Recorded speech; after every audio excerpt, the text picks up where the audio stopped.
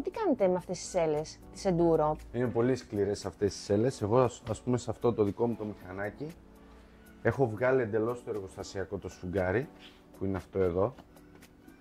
Το έχω βγάλει και έχω χτίσει τη σέλα από την αρχή.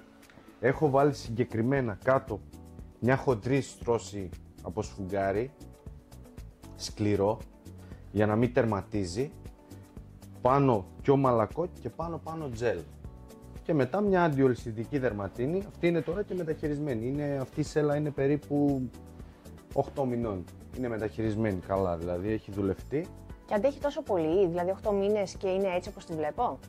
Ναι, αντέχει και είναι η μοναδική την οποία την πλένω με πιεστικά. Δηλαδή είναι το υλικό τέτοιο το οποίο αντέχει το πιεστικό. Μπορείς να την πλύνεις γιατί μέσα στο βουνό με τις λάσπες και με αυτά μαζεύει πολύ βρωμιά.